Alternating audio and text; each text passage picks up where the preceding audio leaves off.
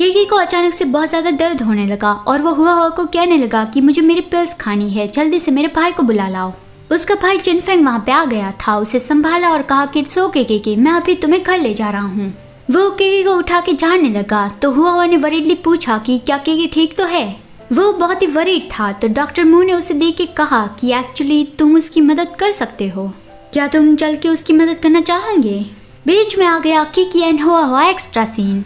अभी चिनफेंग ने केकी को उठाए रखा है ना, तो हुआ ऐसा इमेजिन करने लगा कि केकी के लंबे बाल नीचे गिर गए तो मतलब उसने विग पहना है और वो डुप्लीकेट बाल नीचे गिर गए तो केकी शायद टकला होगा। हुआ ऐसा इमेजिन करने लगा, लेकिन असलियत में ऐसी बात नहीं है। वो लंबे बाल केकी के असली बाल है और वो बड़ा होकर बहुत ही मस्कुलिन बनने वाला है।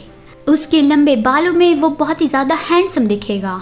चलो तो अब कहानी में वापस आते हैं। हुआ डॉक्टर मू के साथ केकी की मदद के लिए चला गया। हुआ के ब्लड से कुछ दवाई बना के केकी के अंदर इंजेक्ट की गई। डॉक्टर मू ने बताया कि केकी पे जो पहले दवाई इस्तेमाल की जा रही थी ये उससे ज्यादा असरकारक है। ये सुन के चिनफेंग खुश था कि ये अच्छी बात है, इससे केकी को मदद मिल रही है। अब केकी ठीक है तो फिर मैं हुआ को उसके घर छोड़ आता हूँ। डॉक्टर मू हुआ को शायद यहाँ पे रखना चाहता था, लेकिन चिनफेंग के ऐसे इरादे नहीं है। ये जानकर उसने चिनफेंग को ये नहीं बताया। चिनफेंग उसे ये कह के चला गया कि अब तुम केकी का ध्यान रखना। लेकिन यहाँ पे डॉक्टर मू सोचने लगा था कि हुआ का डीएनए केकी पे काम कर रहा है, इसका मतलब कि वो मेरे एक्सपेरिमेंट पे भी काम करेगा। मुझे जो चाहिए थे वही डीएनए मुझे मिल गए। हुआ तुम कभी भी मुझसे दूर नहीं भाग पाओगे। यहाँ पे फ्लावर शॉप में सुमो देर तक काम कर रहा था और वो थोड़ा परेशान था कि क्या हुआ अब भी केकी के साथ बाहर खेल रहा है।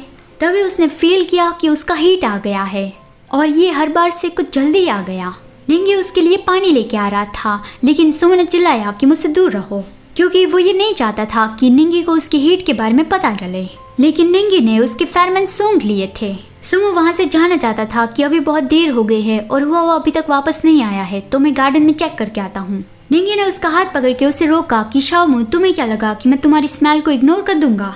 मेरी बात सुनो, पहले मुझे तुम्हारी सिचुएशन को ठीक करने दो, उसके बाद फिर मैं हुआ को ढूंढने जाऊंगा। निंगी ने पीछे से सुमो को हक करके रखा था तो सुमो उससे दूर होने की कोशिश कर रहा था कि मुझसे दूर रहो, मुझे अभी हुआ को ढूंढने जाना है। लेकिन निंगी ने वहाँ टेबल पे ही उसे सुला दिया और उसने साफ साफ मना किया कि मैं नहीं रुकूंगा।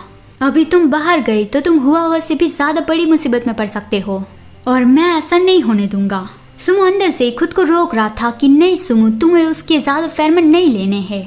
लेकिन निंगी के अल्फा फेरोमोन के असर उस पे होते ही वो खुद को नहीं रोक पाया।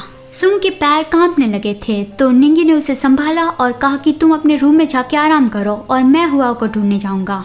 निंगी एक पॉसेसिव अल्फा है, वो ये बिल्कुल भी नहीं चाहता कि सुमो का ये सेंट दूसरे अल्फा को पता चले।